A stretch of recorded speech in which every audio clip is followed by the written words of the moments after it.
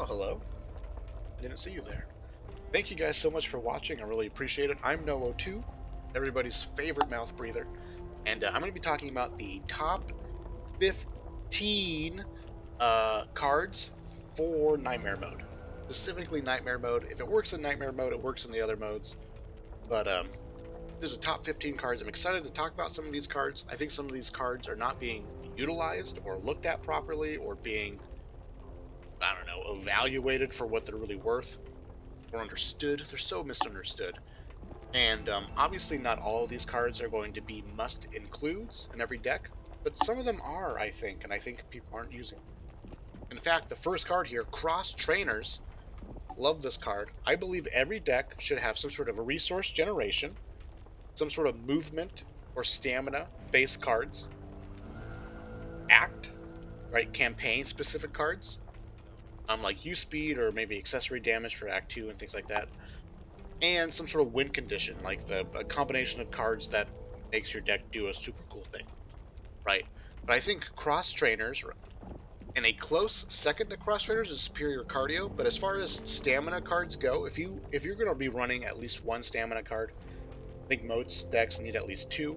But if you're only going to run one stamina card, I would highly recommend that it be cross trainers. 20% stamina, 20 stamina regen, 3 movement speed, and 5 points of health. It does 4 things. There's no drawback, and it's such a nice quality of life as far as getting more value um, out of your stamina bar, basically out of your shift key, out of your sprint button.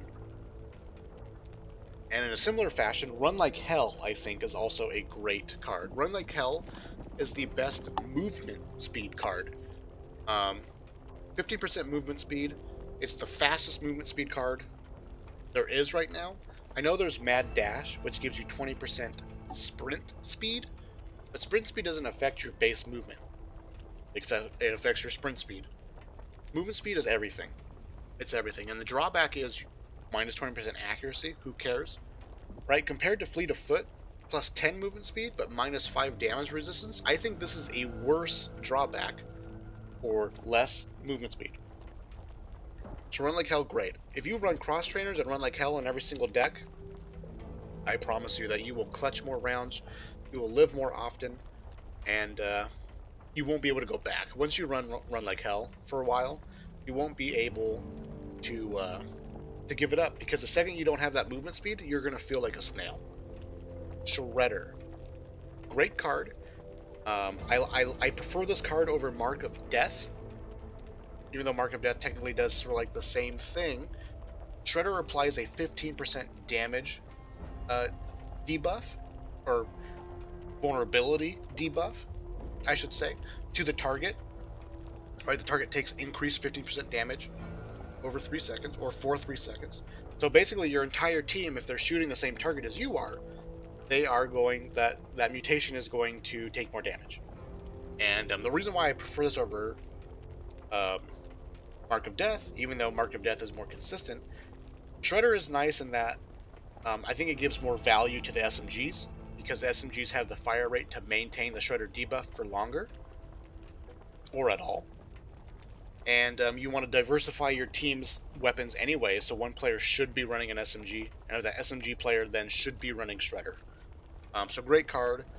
There's no other card that does so much, has so much impact as far as giving your entire team a damage boost. Stock Pouch is a placeholder for all of the weapon-specific ammo damage cards. A Mag Carrier, a Tactical Vest, the Shell Bandolier card or whatever. I think all these cards are great. There's no drawback. Ammo capacity is really nice quality of life, and the damage, just 10% damage is 10% damage. It's free. Pretty insignificant unless you're stacking more damage with it. Of course, unless you're running the sniper rifle, but these are just great cards in general if you know what kind of weapon you are going to be running. Great in team settings and fine in solo settings. It's just a lot of value for no drawback, and this is great.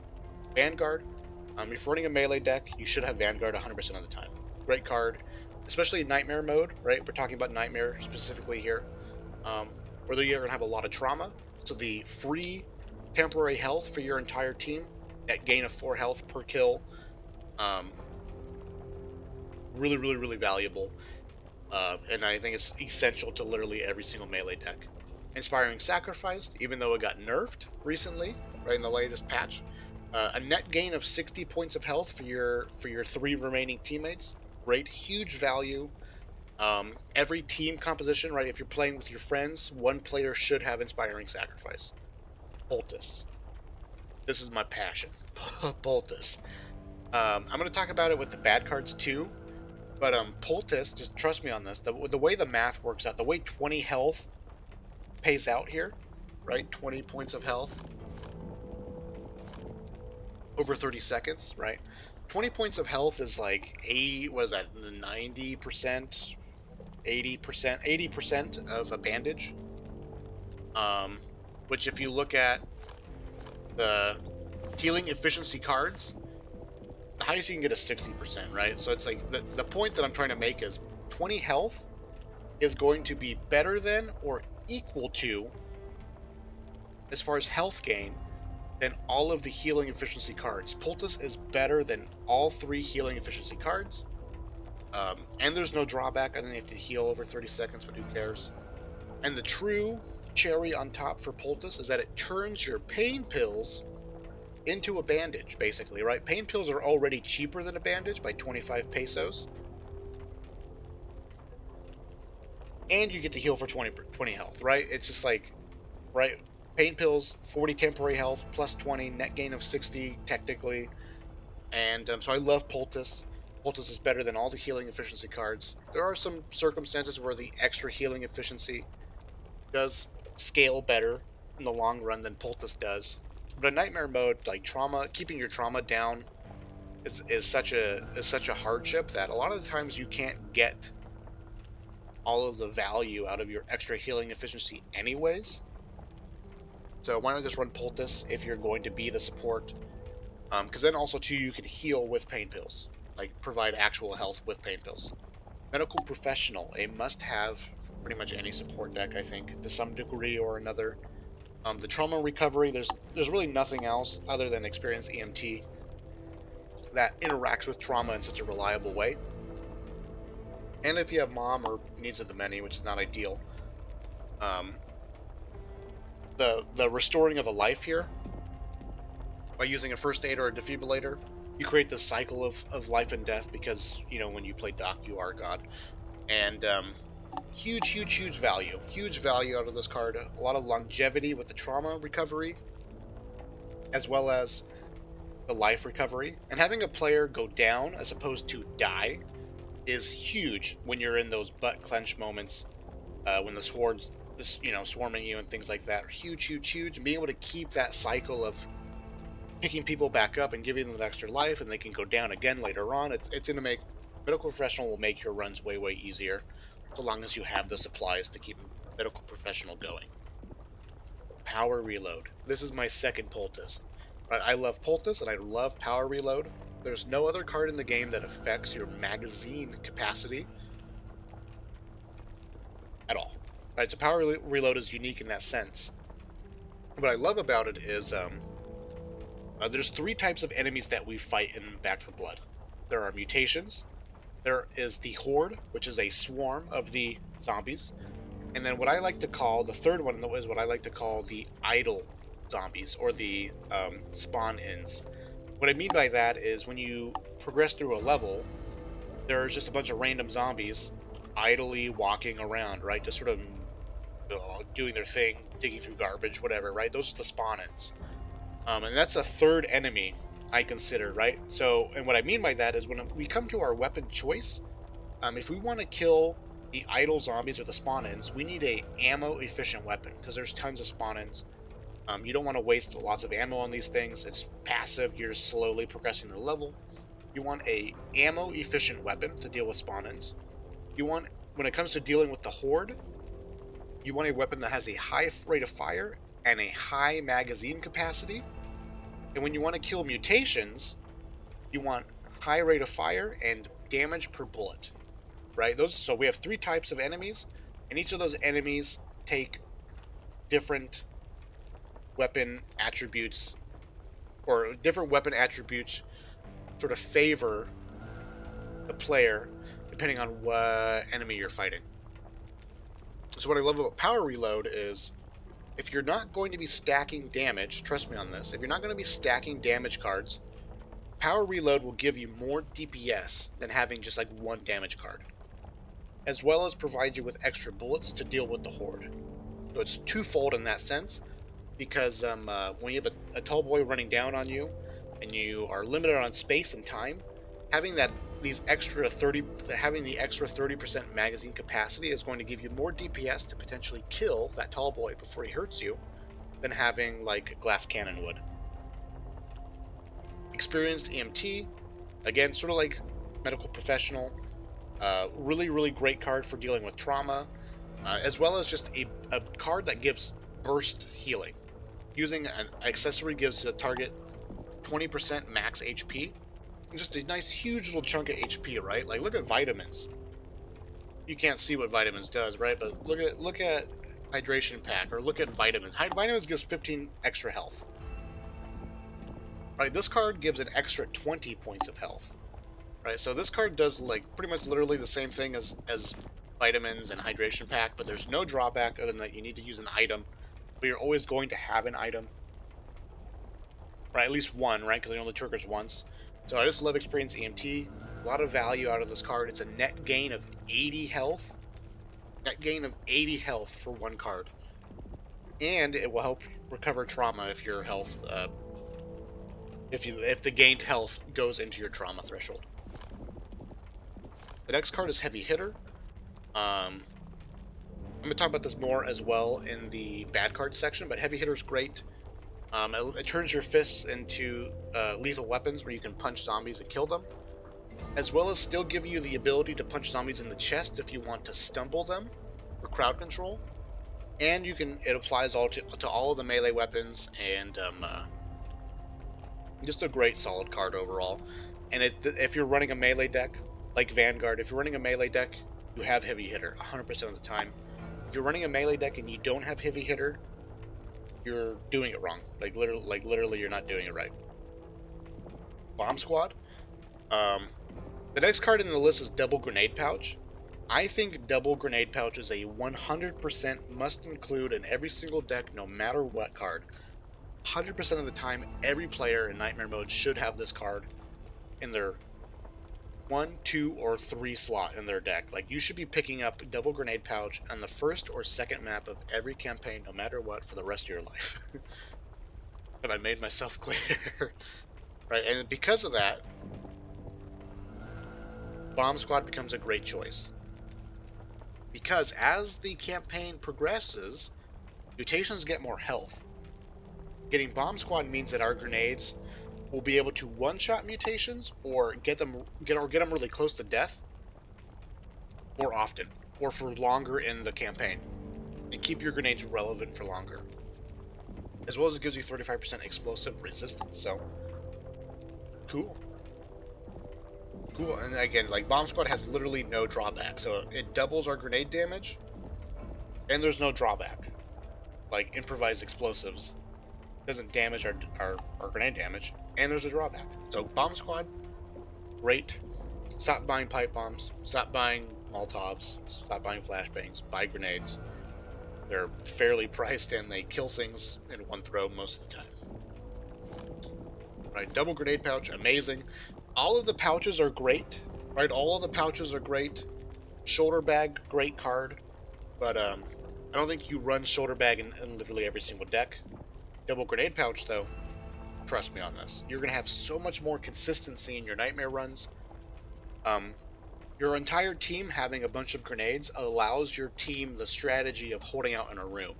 You can trigger a horde event, go run into a room, the doorway will allow, right? Because the way you kill the horde, right? I talked about magazine capacity and rate of fire. But the thing that truly counters the horde is positioning, where you're standing, getting into a room, funneling them into a threshold or to a doorway, right? That's how you kill the horde safely. The issue with that strategy, though, is when a mutation shows up, you're stuck in a room, and you have to DPS a mutation down before it hurts your team and splashes you all up and all that things. If you have a grenade, though, one player just throws a grenade and all the other three players shoot, you kill literally everything. Right? So double grenade pouch gives you the ability to do that like hold out in a room strategy. As well as just if anything happens, if you ever have a problem, you just throw a grenade at it. And that's that. Money Grubbers, even though it got nerfed, this is the best like get money over time card. Still the best card. Um, a runner-up is Copper Scavenger. That's a great card. But I also love Hazard Pay. I have Hazard Pay as the last card here, the 15th card. These cards were not in any order as far as value. They are in order of scrolling left to right. But a Hazard Pay, I think, is a great card as well. The only thing I don't like about Money Grubbers is that you have to loot. And sometimes looting will get you killed. Right now in Nightmare Mode, there's a lot of people who are trying to speed run the game because that is easier than playing Standard. And what sort of people are realizing is how important pacing is. In my video about the principles of playing in Nightmare Mode or playing Back for Blood, I talked about positioning. I talked about resource management. I talked about grenades. You should just always have grenades. I also talked about pacing. Pacing is super important. Pacing is a thing that gets people killed, and they don't realize it. They don't realize that going too slow gets you killed. What people are realizing, though, if you go fast enough, you can avoid a lot of the nonsense RNG that Nightmare Mode throws at you and have more success. But the reality is, you can play Nightmare Mode with your friends or with random people, standard, but you just need to keep a good pace. And so I actually encourage, if you want to play the game in a more normal sense, um, I encourage players to stop looting or loot less. Because when you stop to loot literally everything, and all four players have to zigzag around this area and check all the rooms and make sure nobody missed anything, and oh, there's a grenade over here. I'm gonna drop this, and you take my Molotov, and I'll take these two grenades. Like that stuff will get you killed. Because the slower you go, the more mutations you face, the more opportunity for somebody to make a mistake, like shooting birds or hitting an alarm door and things like that. So money grubbers, the only drawback to it is you need to loot in order to get the maximum value out of it. Um, if you know how to loot and move fast, then it's great. If not, um, money grubbers can't hurt you, I think, in that sense. So I love hazard pay in that it's reliable, it's consistent, and on map 1 of whatever campaign you're doing, you get that extra 250, so you can walk out the gate, right? Because I run hazard pay and double grenade pouch in all of my decks, the first two cards. So consistently and reliably, I walk out of the safe room door with like two grenades and pain pills all the time, and have some money left over, and I'm ready to go. And I think that's great. I love that. So hazard pay and money grubbers, the best two money cards. Copper scavenger is like a close second, also a great card. Like I said before, I think every deck needs to have some sort of resource generation. Copper is obviously a resource. So I actually really like running money grubbers or hazard pay, one of the two, like in all the decks. Just because that you get all the supplies. Copper. Some bad cards. Some bad cards here. You're gonna see me add a card right here because I forgot about it. Right, so I'm gonna talk about breakout first. Breakout's fine. Breakout's great in Swarm. Uh, Breakout's probably great in Veteran. In Nightmare Mode, there's an issue of health. Because of trauma, over time, your maximum health pool is going to get smaller. If you get grabbed by a Hunter, the Hunter grab will do like 50 points of damage in Nightmare Mode. Plus the 3-second time to break out, you're taking damage over time. So the issue with Breakout is that in Nightmare Mode, most of the time you just die before you actually get the Breakout off, before you actually trigger the effect. So there are some circumstances where Breakout is great, but for the most part, you just don't end up having enough health. And if you do get grabbed and you do successfully trigger your Breakout, you're like super close to dead. So in almost all circumstances, it's just always better to have a teammate save you than to have to rely on Breakout. And I think it's more rare in Nightmare Mode to actually get a Breakout to trigger successfully and for it to be valuable. So that's that. Combat Knife. This is the worst card in the game. the worst card in the game. This card hurts you. This card takes your great melee punches and makes it worse. Turns your AoE stumble ability, turns it into a single target kill. When you kill a zombie, it loses all of its collision. So now you can't stumble with your melee attack, and you can only kill one zombie at a time. There might be some other cards for the melee deck that make your combat knife faster and more efficient and things like that, but it's just like you're committing so many cards that you can punch a zombie and kill it, right? And again, like with Heavy Hitter does the same thing that Combat Knife does, but still leaves you the option of stumbling zombies if you punch them in the chest, and Heavy Hitter applies to other melee weapons. So Combat Knife nerfs your ability to melee things, and the what you gain is what? One bullet, right? Because if a zombie is close to you, you should be able to shoot it in the head and kill it with one bullet, or maybe two, right? Combat Knife is saving you 1 to 2 bullets at the expense of ruining your ability to fight zombies that are close to you. All of the healing efficiency cards, they're all made irrelevant because of Poultice. Field Surgeon you can sort of make an argument for because it does provide more health than Poultice does. The healing efficiency does scale better as the game goes on, because as you upgrade your healing items, the healing efficiency becomes more valuable. But again, in Nightmare mode, trauma is such an issue that a lot of times you really don't get the value out of stacking a bunch of healing efficiency. And besides, Poultice has no drawback. Minus stamina efficiency, minus 50% use speed. Minus 50% use speed is a big deal. I think it takes 6 seconds to pick somebody up who's down. If you have this card equipped, it's going to take 9 seconds. And again, remember pacing. You want to be snappy and moving fast. All the healing efficiency cards either don't do enough or they literally slow you down. So Poultice is just better. There's no drawback, and Poultice turns your pain pills into a bandage. These do not. So avoid these cards. You really don't ever really need these cards. Wooden Armor. I don't think people are running this card, but this is a horrible card. Just because of the explosion resistance, like who cares about all the trauma resistance, right? If you get hit by one barrel, you're dead. One exploder, you're dead. Like literally, like if you run this card, a bunch more things in the game are going to just one-shot you and kill you immediately. 2 is 1 and 1 is none. And it's like, this card doesn't really do anything. There's plenty of sidearms that are great. I mean, like the Desert Eagle and the Magnum do more damage per bullet than most of the ARs.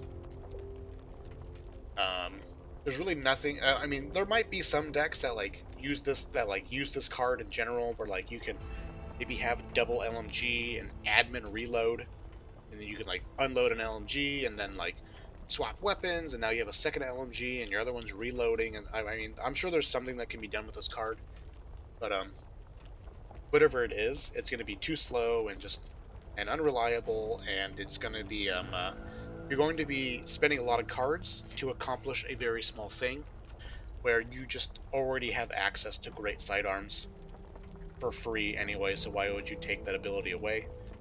And there's a drawback of minus 25%. So whenever I see people running Combat Knife or the double primary weapon, it hurts my soul. Hurts my soul. Lucky Pennies. This card does the same thing as Money Grubbers, but inconsistently, and eventually Money Grubbers outscales it as far as copper gained per pile anyways.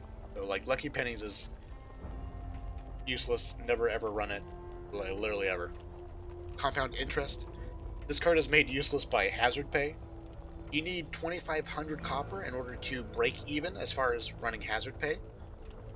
So I'm sure there's some instances in team games where like you got people who are running Money Grubbers, and then you get to the safe room, and then everybody drops their copper, and this person picks it up, and then you get the extra 10%, and it's oh man, we got 400 extra copper. It's amazing.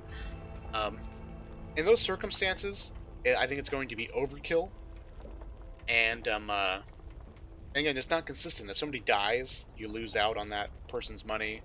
You have to stop at the safe room and drop money and divvy it up, and things like that can just take time. I know you can drop money real fast, so it's not a huge deal. But compound interest again, it's just it's a card that requires circumstances to be met, and then does something that's very little. I think.